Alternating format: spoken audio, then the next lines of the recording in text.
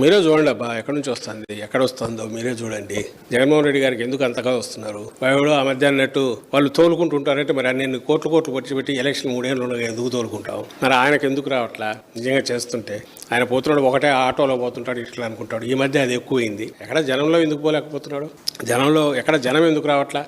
ఈయనంతటా ఈయన మాట్లాడుతున్నారు, ఎక్కడ రెస్పాన్స్ ఎందుకు రావట్లా? రెస్పాన్స్ ఇటు వస్తుంది. ఒకవేళ నిజంగా ఇట్లే ఉండాలా పాలన అని జనం కోరుకుంటే దట్స్ డిఫరెంట్ ఇష్యూ. కోరుకొని మేమేమో అట్లా కాదు ఇట్లుండాలని చెప్తున్నాము, ఆయనేమో అదే కరెక్ట్ పాలన, దాన్నే జనం హర్షిస్తున్నారు అనుకుంటే అనుకోని తప్పేం లేదు. మేము చేసే పని మేము చేయాలి. మీ దగ్గర నుంచి ఎక్స్పెక్ట్ చేసేది ఏంటంటే మీడియా పరంగా ఏ సైడ్ తీసుకోకపోయినా ఈ క్వశ్చన్స్ మేము రైజ్ చేస్తున్న క్వశ్చన్స్ మీరు కూడా రైజ్ చేస్తే కొంచెం ఫోర్స్ పెరుగుతుంది. మధ్యలో ఉండేవాళ్ళు ఆలోచించేవాళ్ళు. ఎందుకంటే మేము ఏదైనా మా స్వార్థంతో మేము అంటున్నాం అనుకునే అవకాశం ఉంది. ఆ వైఎస్ఆర్సీపీ వాడు ఇట్లా మాట్లాడాక ఎట్లా మాట్లాడతారులే అనుకోవచ్చు. మీడియా వాళ్ళు ఈ క్వశ్చన్స్ నేను రైజ్ చేసిన దాంట్లో ఏమైనా తప్పులు ఉన్నాయా? పరకామణి కేసు రవికుమార్ అనేవాడు చేసింటే ఎక్కడన్నా ఎవరో బెనిఫిట్ పొందిండాలంటే అతని ఆస్తులు, అతని కుటుంబ సభ్యుల ఆస్తులో ఇంకోరి పేరు మీద ఎక్కడన్నా పెట్టినట్టు ఆ దిశగా దర్యాప్తు జరగాల. ఫస్ట్ మోటివ్ ఫిక్స్ చేయడానికి లేదు, ముందే అనుకుని వీళ్ళ మీదకి రావడం అనేది చూస్తే అది మోటివేటెడ్ కావాలని చేస్తున్నట్టే అనిపిస్తుంది. అలాగే లడ్డు వ్యవహారం, ముందు సిస్టమ్స్ ఎట్లున్నాయి, తర్వాత ఎట్లున్నాయి, దీనివల్ల నువ్వు ఈ కల్తీకి అవకాశం ఉంది,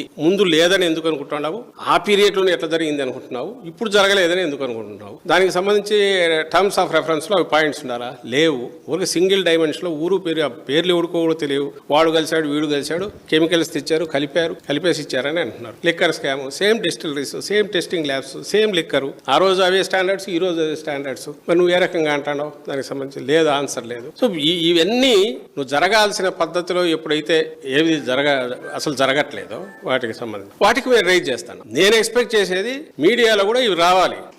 మమ్మల్ని క్వశ్చన్ చేయండి, వాళ్ళని క్వశ్చన్ చేయండి. రియల్ పాయింట్ ఉంటాయి. కేవలం వాళ్ళు అంటున్నారు కాబట్టి మీరు సమాధానం చెప్పండి, వీళ్ళు అంటున్నారు కాబట్టి వాళ్ళనే బదులు మీరు ఈ క్వశ్చన్స్ రైజ్ చేస్తే ఖచ్చితంగా ఎవరు తప్పు ఉంటే వాళ్ళది బయటపడుతుంది. స్కీములకు సంబంధించో డిఫరెంట్ సెక్షన్స్ కు సంబంధించి జగన్మోహన్ రెడ్డి గారు చేసిండేది చంద్రబాబు నాయుడు ఇప్పుడు చేస్తున్నది, ఈ రెండింటి మధ్య తేడా అనేది వాళ్ళకే అనుభవం లేకొచ్చింది. ఎవరో చెప్పాల్సిన అవసరంలా. ఆ రోజు ఫస్ట్ కు డిఫరెంట్ ఇవి ఎట్లా వచ్చేవి, వాలంటీర్ల సేవలు ఎట్లుండేవి, లేదా డీబీటీ వల్ల డైరెక్ట్ ఎట్లా వచ్చేది, హ్యాజల్ ఫ్రీ ట్రాన్స్పరెంట్ గా ఎట్లా జరిగేది, మొత్తం అందరికీ బీమా ఆటోమేటిక్ గా ఎట్లా జరిగేది, ఎన్యూమరేషన్ ఎంత ఫాస్ట్ జరిగేది, ఇవన్నీ వాళ్ళ అనుభవంలో ఉండేవి. వేరే ఈ అలిగేషన్స్ కు సంబంధించి అయితే ఎవడు మీద ఏ అలిగేషన్ అన్నా చేయొచ్చు. కానీ అలిగేషన్ చేసిన తర్వాత అందులో రియాలిటీకి స్కోప్ ఎక్కడుంది, బేసిస్ ఎక్కడుంది అనేది చూడడంలో we expect and we seek the cooperation of neutral media.